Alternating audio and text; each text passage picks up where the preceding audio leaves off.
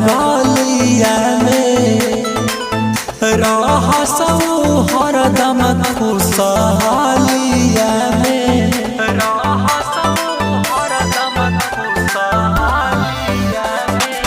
भारत के कवनो शहर गलिया में रहसौ हरदम खुशहालिया में खुशी खुशी पूरा करस अपना करना के दीह आशीर्वाद देवी माई हो हमारा चिराग भैया के दीह आशीर्वाद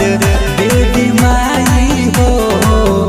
हमारा चिराग भैया के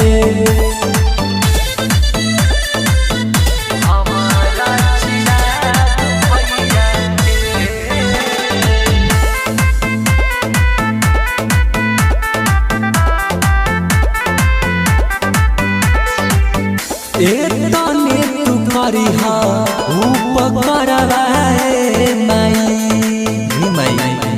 बनल रहे उनकर बिचारवाए माई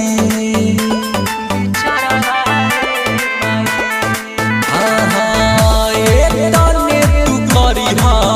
उपकरवाए माई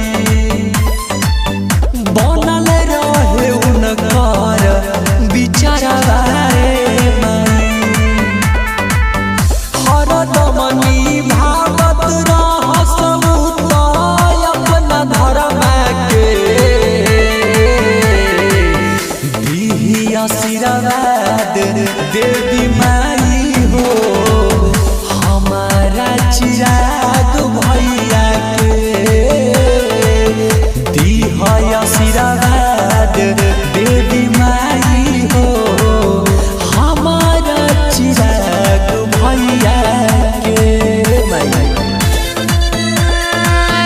बोला बोला खाने वाली माई की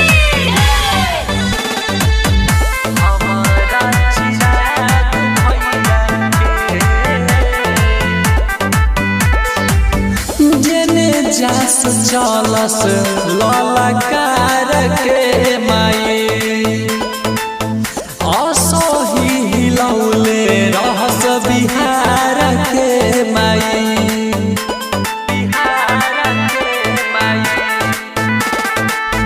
जेने जास चलस ललकार के माई असही हिलौले रहस बिहार के माई चंचल विशाल निहोरा कर तोहरा से दीह आशीर्वाद देवी माई